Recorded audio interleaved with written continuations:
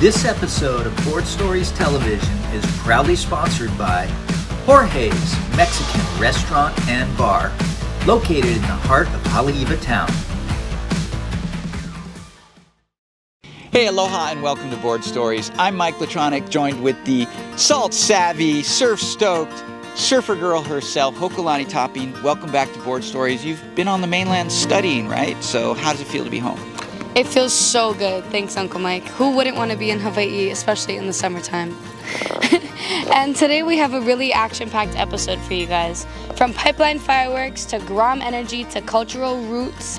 And we're also going to be taking a look at one of the most heaviest waves in the world. That's right. We got an action-packed lineup for you. Tons of stuff. And the North Shore delivers the kind of power and action we've come to love. So let's get down to pipe.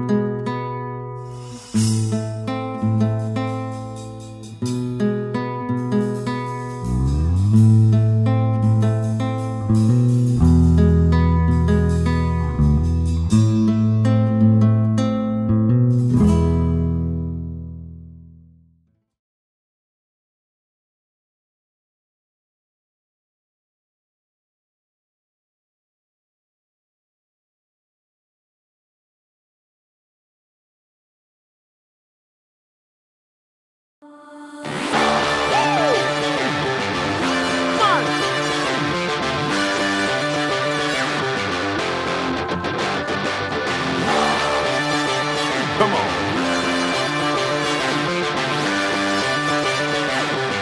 Break it down now. Break it down now.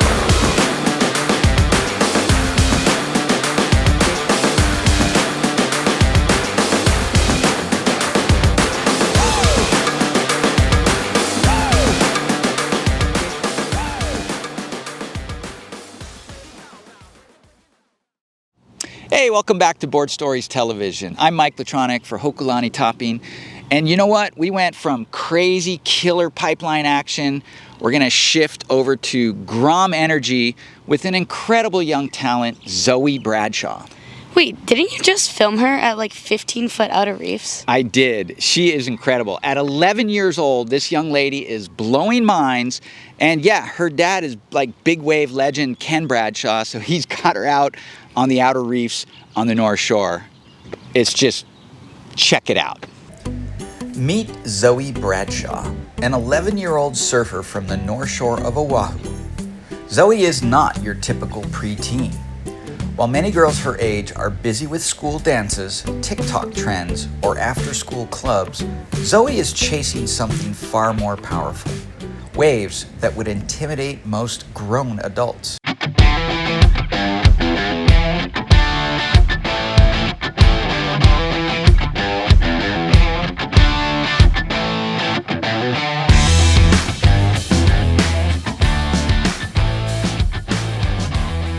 She's out in the lineup at spots like Off the Wall, Sunset Beach, and even Phantoms, the outer reef, reading the ocean with focus and instinct of someone twice her age. As the daughter of big wave surfing icon Ken Bradshaw and Amanda Bradshaw, a very good surfer herself, Zoe has grown up immersed in the culture of commitment, courage, and a connection to the sea. It's more than a passion, it's in her blood. On a typical fun day, how many times do you actually surf? I surf usually like 2 times a day, sometimes 3. Why is it so fun? It's just like when you get like a good turn and you blow your tail out, it feels so good. It like makes you so happy. What makes Zoe so unique isn't just her family legacy, it's her drive. It's rare to see someone so young paddling out into serious surf, throwing herself into challenging conditions with fearless grace that's turning heads across the North Shore and beyond. While most kids are still learning the basics, Zoe is already forming a relationship with the ocean that mirrors that of an elite-level surfer. She's not just following in her father's footsteps, she's carving her own path.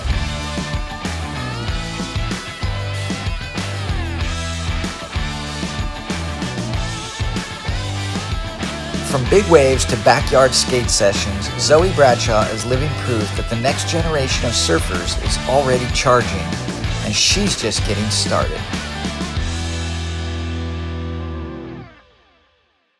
Wow, that was amazing. What I love about these kinds of stories is that surfing is a lifestyle, and it gets passed down through generations.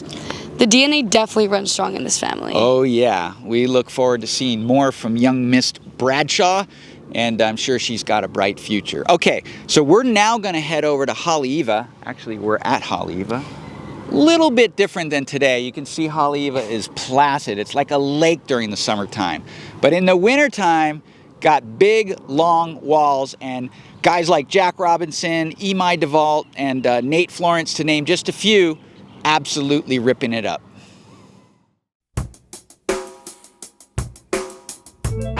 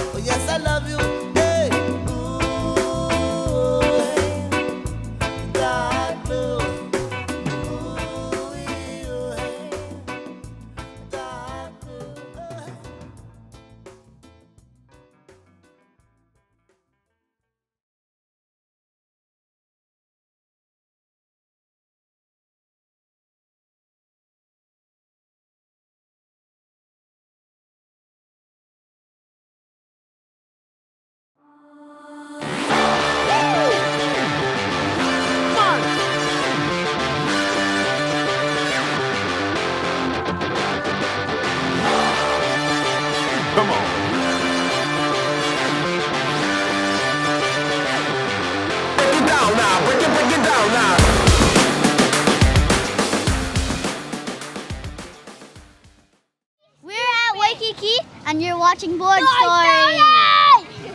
Wait, one more time. All together now. All together now.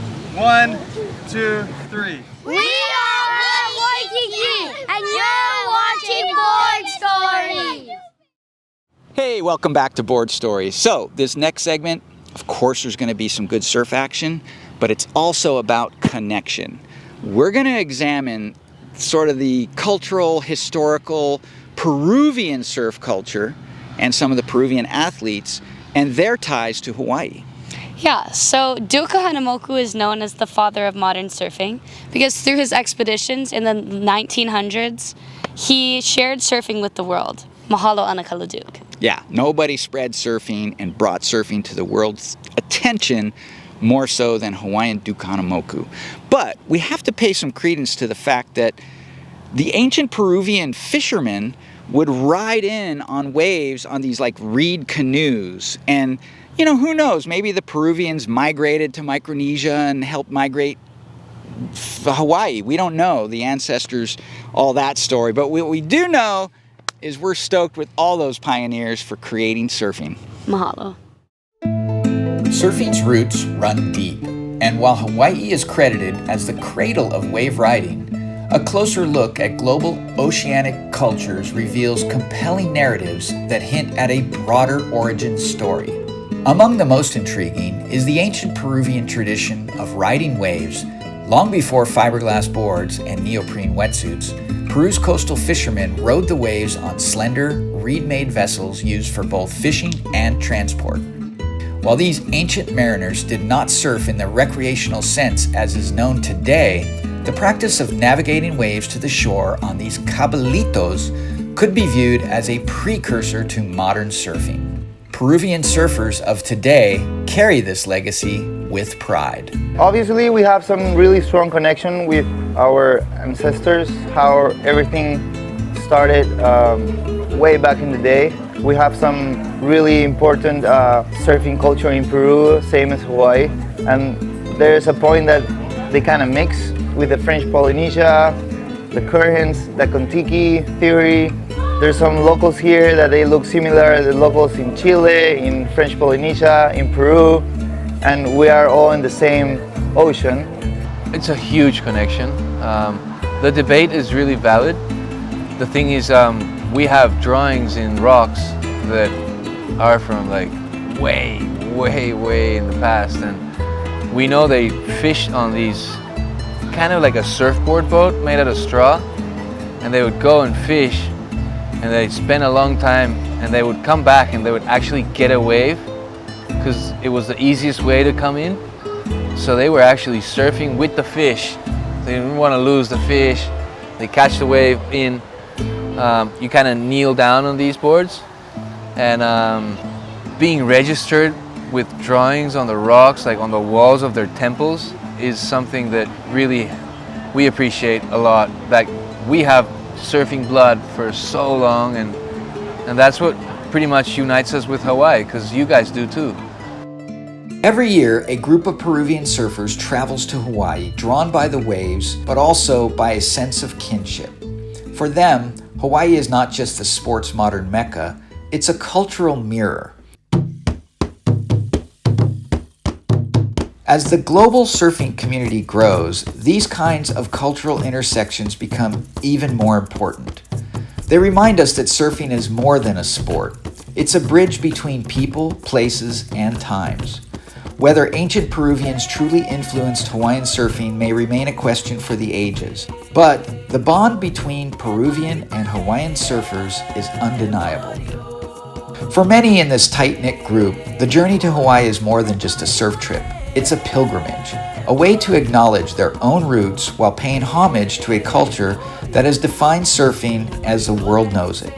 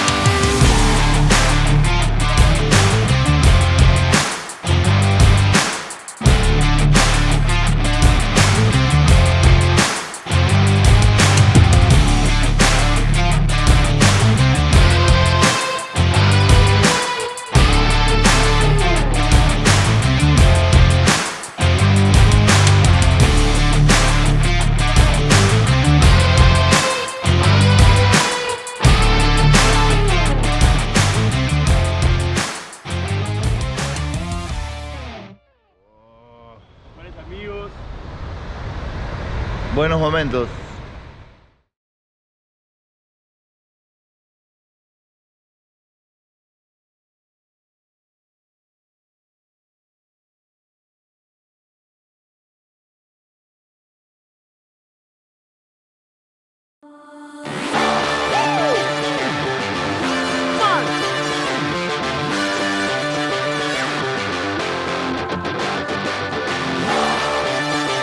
Come on.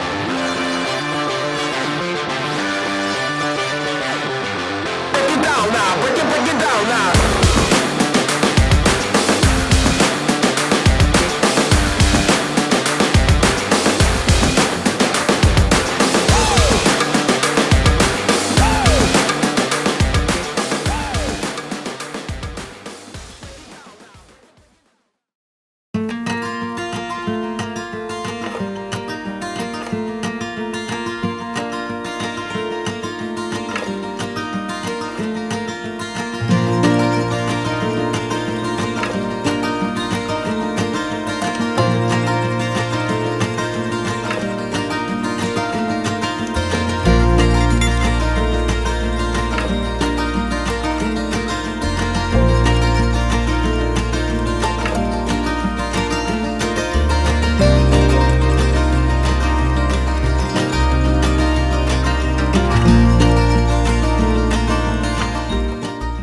We've had Pipeline, Haleiwa, Surf History, and some future Grom stars. And we're going to close out with some Pe'ahi, also known as Jaws. Yeah, this segment's a little bit of a throwback, but the power and energy and stoke and the courage of these gladiators never grows old. From the North Shore of Oahu, Mike Latronic for Hokulani Topping, aloha.